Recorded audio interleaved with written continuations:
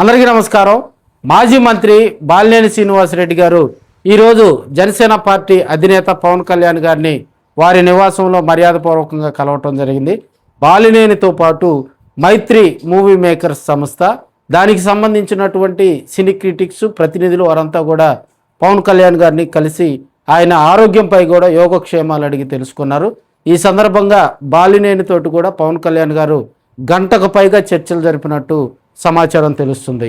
సడన్గా బాలినేని మరి అంతసేపు పవన్ కళ్యాణ్ గారితో మాట్లాడటానికి గల కారణాలు అనేది ఒంగోలుతో పాటు ఉమ్మడి ప్రకాశం జిల్లా వ్యాప్తంగా రాజకీయాల్లో చర్చ నడుస్తుందని చెప్పుకోవచ్చు. బాలినేని ఇప్పుడున్నటువంటి పరిస్థితుల్లో ఒంగోలు రాజకీయాలు, ప్రకాశం జిల్లా రాజకీయాల్లో తరచుగా వినిపిస్తున్నటువంటి పేరు.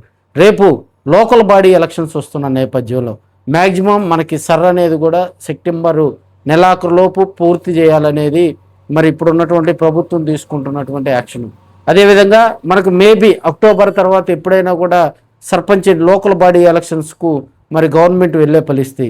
దీనిపై ఇప్పటికే చంద్రబాబు నాయుడు గారు కూడా మరి ఆ పార్టీకి సంబంధించినటువంటి ప్రజాప్రతినిధులతో అనేక సందర్భాల్లో కూడా మరి ఆయన క్లారిటీ క్లూ కూడా ఇస్తున్నటువంటి సందర్భం.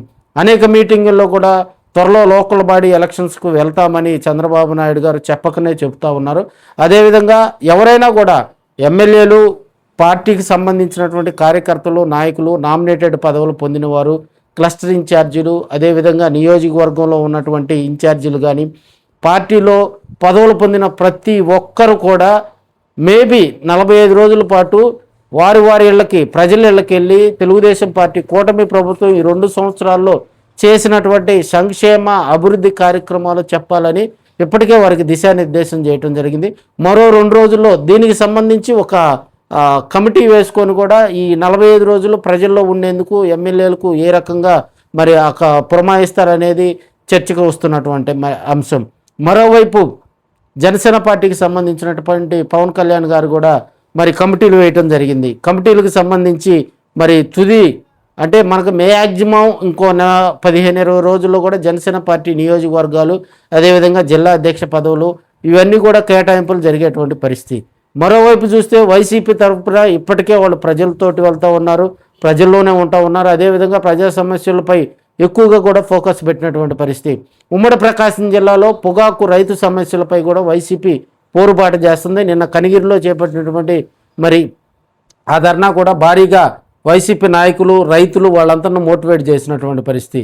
మరోసటి రోజు ఈరోజు ఒంగోలులో కూడా భారీ స్థాయిలో అక్కడ రైతులను, చుట్టుపక్కల కాన్స్టిట్యున్సీలో ఉన్నటువంటి రైతాంగాన్ని అక్కడ తీసుకొచ్చి ర్యాలీతోటి, అదేవిధంగా దీక్షతోటి వారు సక్సెస్ అయినటువంటి పరిస్థితి.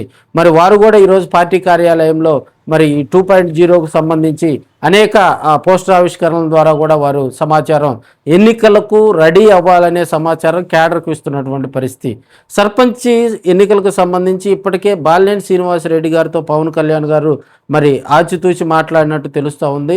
మరి ఎక్కడైతే మనకి మున్సిపాలిటీలు కైవసం చేసుకుంటారో, ఏ మున్సిపాలిటీలో ప్రయారిటీ ఉంటుందో మనం చూసాం. సంతనూతలపాడు కాన్స్టిట్యున్సీకి సంబంధించి చేమకుర్తి మున్సిపాలిటీ ఉంది, అద్దంకి కాన్స్టిట్యున్సీకి సంబంధించి అద్దంకి మున్సిపాలిటీ ఉంది, ఒంగోలు కాన్స్టిట్యున్సీకి సంబంధించి ఒంగోలు మున్సిపాలిటీ ఉంది, కందుకూరు కాన్స్టిట్యున్సీకి సంబంధించి కందుకూరు మున్సిపాలిటీ, మార్కాపురానికి సంబంధించి మార్కాపురం మున్సిపాలిటీ, గిద్దలూరు మున్సిపాలిటీ ఉంది, అదేవిధంగా కనిగిరి మున్సిపాలిటీ ఉంది, ఈ దర్శి మున్సిపాలిటీ, అదేవిధంగా పొదిలిగూడ మున్సిపాలిటీగా రూపాంతరం చెందినటువంటి పరిస్థితులు.